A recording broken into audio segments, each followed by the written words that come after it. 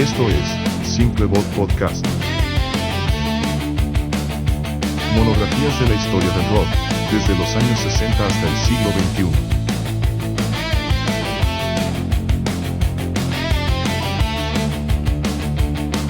Conducido por Marissa Simpson y Juan Pleito.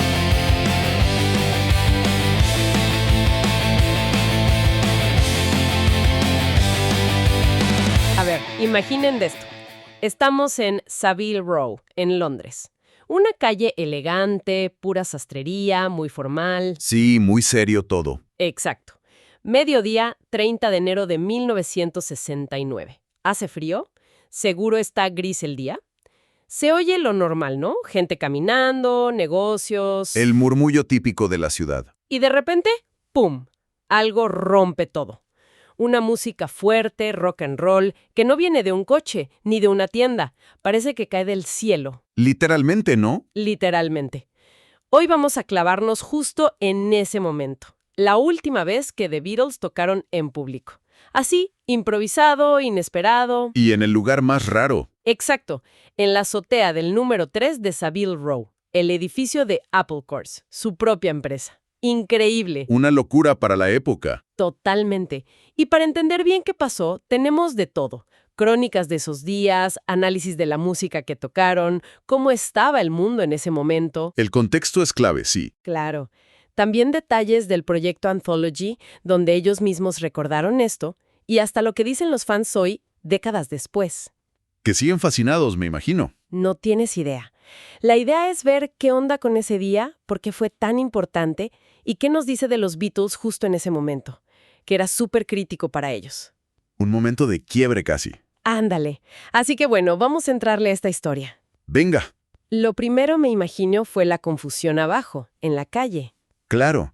Imagínate los astres de Savile Row súper elegantes. Saliendo a ver qué pasaba. Ejecutivos asomándose. La gente parada. La pregunta era, ¿y ese ruido qué? ¿De dónde sale? Y la sorpresa al darse cuenta. ¿Qué eran ellos? Los Beatles, tocando en el techo. Debió ser surrealista para el Londres de ese año. Totalmente. Y para entender por qué hicieron algo tan inesperado, hay que ver el panorama completo. Finales de los 60s. Una época movida. Movida es poco. Globalmente, pues, seguía la Guerra Fría. La guerra de Vietnam estaba causando protestas enormes. Mucha tensión social. Exacto. Y culturalmente, como que ya había pasado la euforia del 67, del verano del amor, los swinging 60s como que empezaban a desgastarse un poco. Como una resaca, ¿no? Ándale, una resaca. Cierto desencanto. El rock mismo estaba cambiando, haciéndose más pesado o más introspectivo. Ese aire de cambio y hasta de crispación se sentía. Y ellos, The Beatles, estaban en medio de todo eso. Y no solo afuera, adentro también. La tensión era fuerte. Venían de grabar el álbum blanco en el 68. Que es genial, pero se nota la separación. Exacto, un disco doble increíble, pero ya muy fragmentado. Reflejaba las broncas personales y creativas que traían, y justo ahí surge este proyecto, Get Back. La idea de Paul McCartney, ¿verdad? Principalmente sí. La idea era buena, ¿eh? Volver a las raíces, tocar juntos, como banda, sin tanta cosa de estudio como en Sgt. Pepper. Volver a ser una banda de rock and roll en vivo. Eso mero, pero claro. No fue tan fácil. Leí que las primeras sesiones en los estudios Twickenham fueron horribles. Sí. Frías, dicen. No solo por el clima, sino por el ambiente entre ellos. Fatal. Tanto así que George Harrison se fue. ¿Se fue? Unos 10 días, pero se largó. La cosa estaba que ardía. El proyecto casi se va al traste. ¡Qué fuerte! ¿Y cómo lo salvaron? Bueno, primero se cambiaron de lugar. Se fueron a su propio terreno, al sótano del edificio de Apple, en Savile Row. Montaron un estudio ahí. Eso ayudó un poco. Sentirse en casa, quizá. Algo así. Y luego, el factor clave. Llegó Billy Preston. Billy Preston, un musicazo. Tremendo tecladista. Lo invitó George, y fíjate que su llegada fue providencial. Como era alguien de fuera, no metido en sus rollos internos. Rompió la tensión. Exacto. Su buena vibra, su talento, ayudó a relajar todo.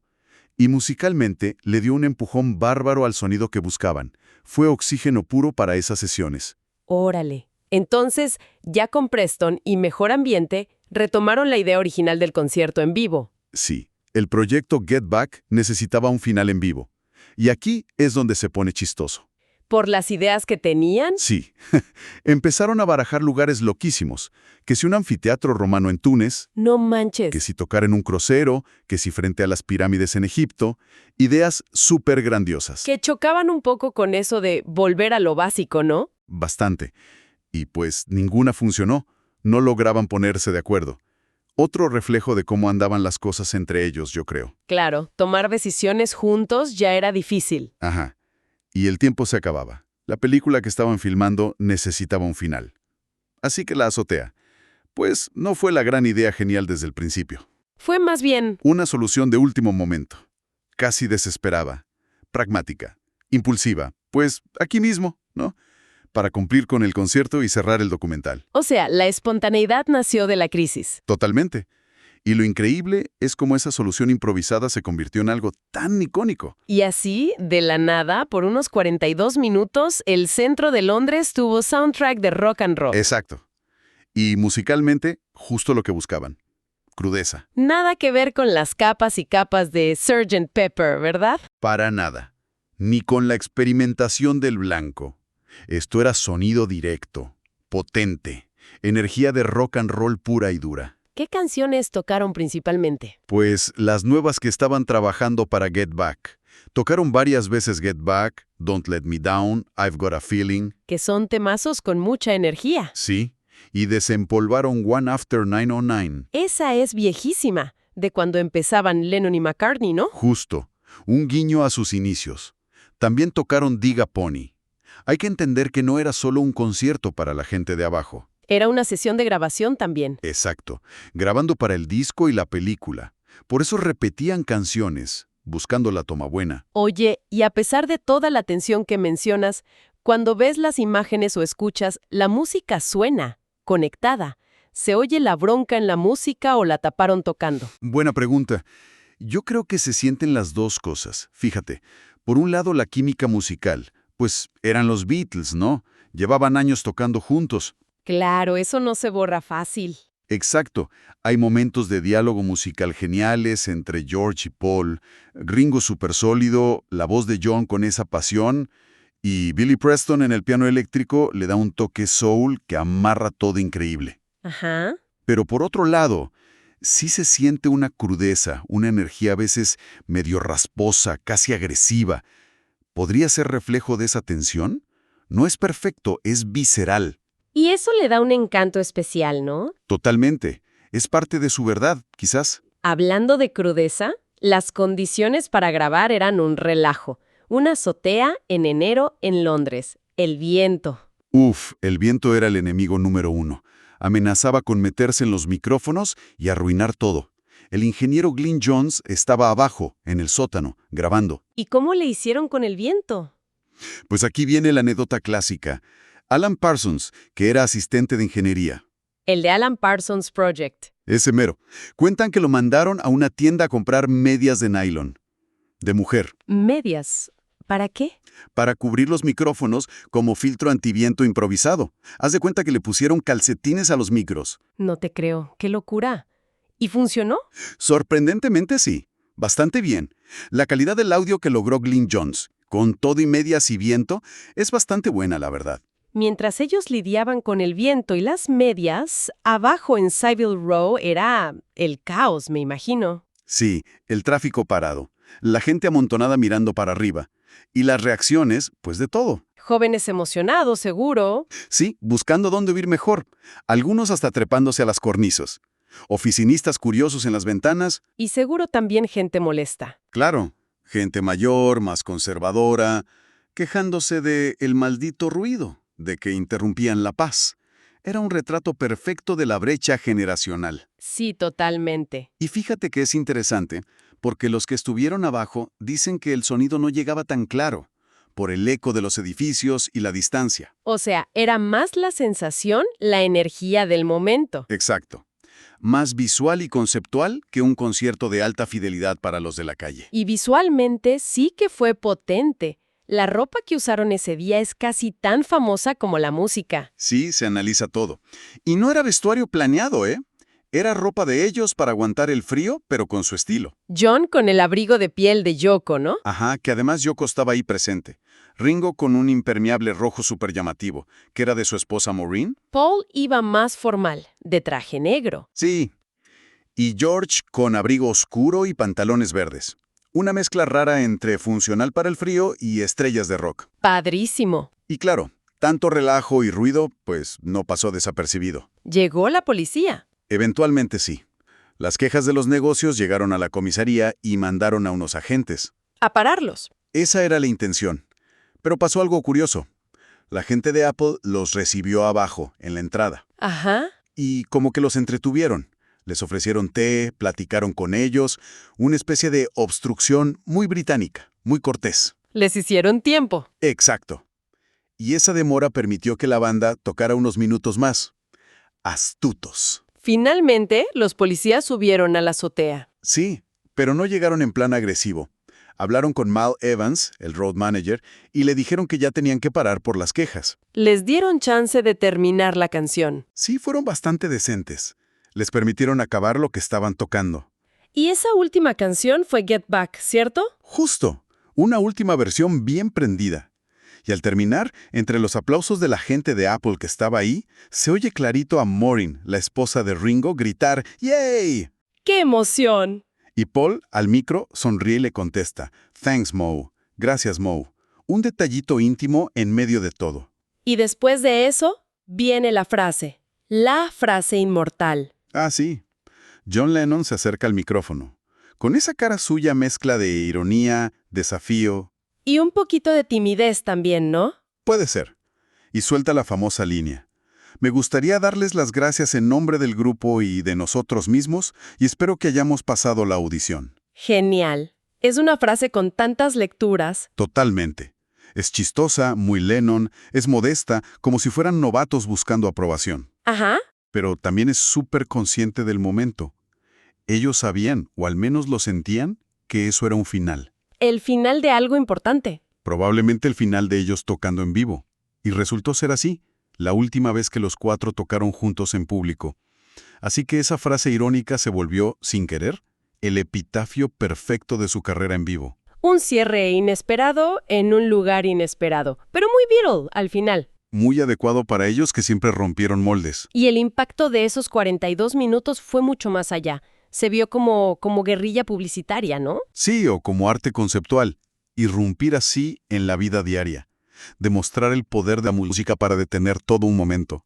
Fue lo contrario a un concierto planeado. Pura espontaneidad. Exacto. Y culturalmente marcó un antes y un después. Popularizó esa idea del concierto sorpresa en un lugar urbano raro. Inspiró a otros, seguro. Claro. El ejemplo más obvio es U2. El video de Where the Streets Have No Name. Ese mismo. En una azotea en Los Ángeles en el 87. Un homenaje directo a los Beatles. Demostró que un concierto podía ser algo disruptivo, que rompía la barrera con el público, aunque fuera un público que ni sabía que lo era. Y por suerte todo quedó grabado. Meticulosamente documentado. Ese material fue lo principal de la película Let It Be, que salió en 1970. Pero esa película salió justo cuando se separaban. Exacto. Y por eso el tono general de la película, incluyendo el concierto, se sintió muy melancólico, tenso, casi como ver un divorcio en pantalla. Sí, dejó una imagen medio triste del final. Durante décadas, esa fue la imagen que tuvimos del proyecto Get Back y del concierto. Hasta hace poco. Con la serie documental de Peter Jackson, The Beatles Get Back. Justo. En 2021, Peter Jackson tuvo acceso a horas y horas de material inédito, restaurado, y su serie dio una visión mucho más completa. Más matizada, ¿no? Mucho más. Mostró que sí, había tensión, pero también muchas risas, mucha camaradería, creación musical, cosas que la película original casi no mostró. ¿Y cómo presentó el concierto de la azotea? Pues no tanto como el final triste, sino más bien como un momento de triunfo relativo. La banda logrando, a pesar de todo, conectar otra vez musicalmente y disfrutar tocando juntos una última vez en público. Le dio la vuelta a la narrativa. Completamente. Lo recontextualizó para una nueva generación. Y la fascinación sigue.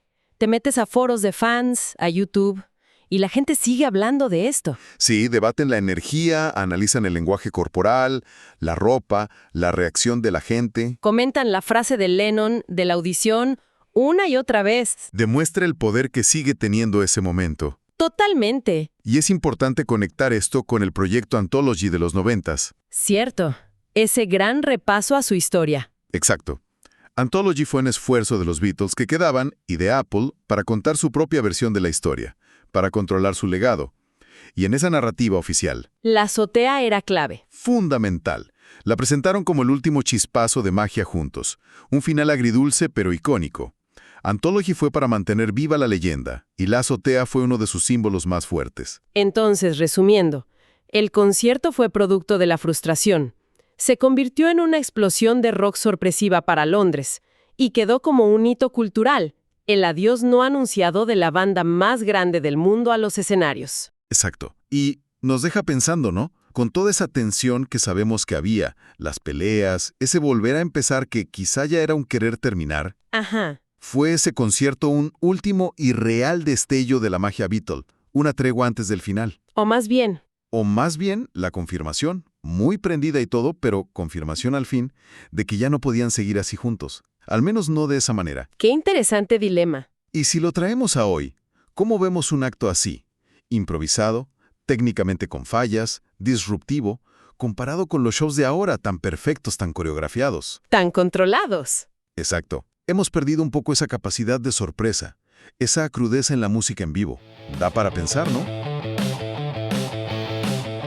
Esto fue Simple Bot Podcast. Monografías de la historia del rock, desde los años 60 hasta el siglo XXI.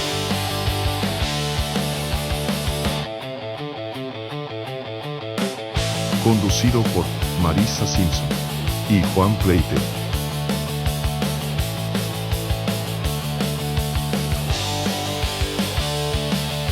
Gracias.